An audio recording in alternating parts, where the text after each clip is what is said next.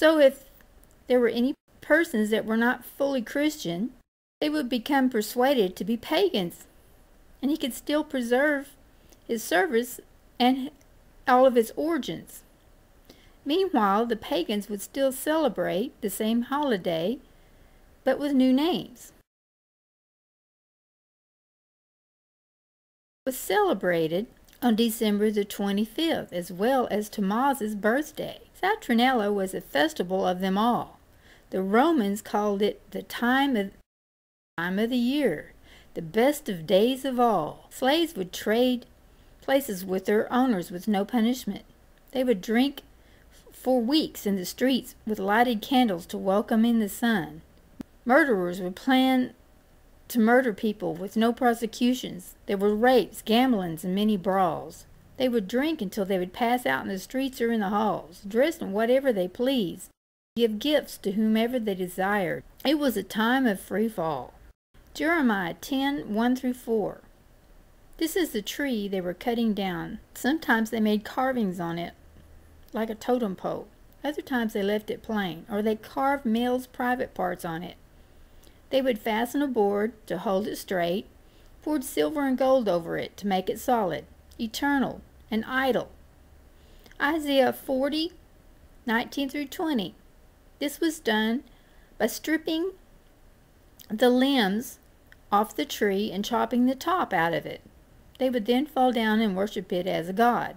There were no balls of gold attached or streams of silver as you've been told. Please do your research. The Bible tells us that we perish for lack of knowledge in Hosea 4:6. This was the beginning of tree worship.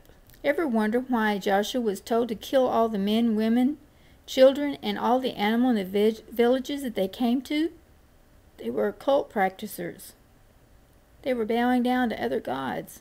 Yahweh did not want his children, his people, to join with them and be like them. He was a jealous God. He is today. He wanted to keep them to himself. He loves us, and he wants us to be pure when his Son returns. He wants us to be ready, to be spotless, not one wrinkle on us. Now Nimrod married his mother, Semeramis. Now Semeramis began to teach that her son was reincarnated from a full-grown evergreen tree, which supposedly sprang up from the dead tree stump. On each anniversary that Nimrod's birthday was December the 25th, Semeramis would visit this evergreen tree, claiming that Nimrod would give her gifts there. This is why the cult worships the evergreen tree and gives gifts at the foot of it on December the 25th. As you can see, it never had anything to do with the birth of our Lord. The precious day and year of Jesus' birth has never been adequately settled. So the Church of Rome, the year 340 AD, chose the day of winter solstice, which was firmly fixed in the minds of people to be their most important festival. And you can find this in the Encyclopedia Britannica article Christmas. The Romans declared on this day to be the official birth date of Jesus. The world was to claim his name later in the year 1779 to be Jesus. They changed his name. His name never was Jesus. It was Jesus. Now, you can defute me over that later. This is important right now. Let's keep going. In the year 340, they declared his birthday to be December the 25th. If you didn't want to agree with them, you were beheaded, hung on a cross, or imprisoned, depending on your class. They put you in prison to make you change your mind. Tortured you until you decided to become part of the Church of Rome. Excuse me. Many hid for their own lives. Now you can look this up. I'm not making this up. For we know this is not his birth date.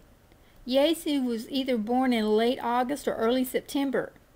Now this is another video in the making. Please do not take my word for it or anything else on any subject that I'll ever make a video on, or anything in this video. Do your own digging. Find out the truth for yourself. Don't take anybody's word for anything. Look it up. Don't be lazy. December the 25th was the date of a festival, inaugurated in 274. It was a birth date of an unconquered sun, which was winter solstice, which begins to show an increase in light. Sometime before 336, the Church of Rome, unable to stomp out the pagan festival, spiritualized it as the feast of the Nativity of the Son of Righteousness, Hislop. That Christmas was originally a pagan festival, beyond any doubt. The time of year, the ceremony that is still celebrated, proves its origin. Now look in the book, The Two Babylons, on page 93. I hope I've proved my point that Christmas is pagan. Never was anything to do with Christ. Christmas trees has nothing to do with Christ. It's very pagan. Everything to do with Christmas is pagan. It came from the Church of Rome. Before the Church of Rome, it's Yule,